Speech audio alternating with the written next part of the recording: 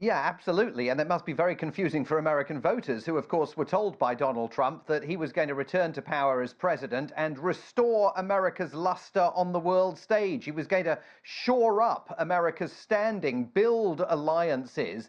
And instead, what he has engaged in is the withdrawal to a considerable degree of America's leadership role on the world stage. It is easy, and we just heard Eric do it, poke fun at some of the woke programs that USAID was bankrolling around the world, but there were far many more very important programs in terms of humanitarian assistance and development aid that USAID was engaged in. And simply to engage in what Elon Musk, who is totally unaccountable and whose Department of Government Efficiency, we should remind people, is not actually a government department, to hear him talk about feeding to the wood chipper the world's largest humanitarian and development aid organization body is an astonishing abnegation of American responsibility on the world stage. But all of that stands as nothing when compared to the depth charge that has gone on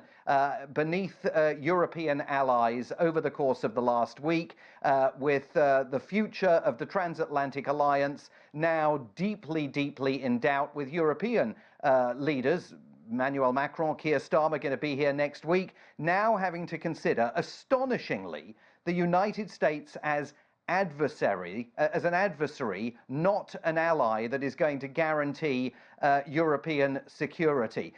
This is a revolution that is taking place in this country. And for all of the executive action, you know, the White House was talking today about President Trump has signed 73 executive orders in the month since he came to power. He has not submitted a single bill, a single proposal for legislative action in Congress. And that tells you a lot. He wants to govern by executive fiat, by diktat. He is not interested in the constitutional arrangements that this country has, and he's certainly not willing to be bound by the guardrails that have, in the last month, largely fallen away.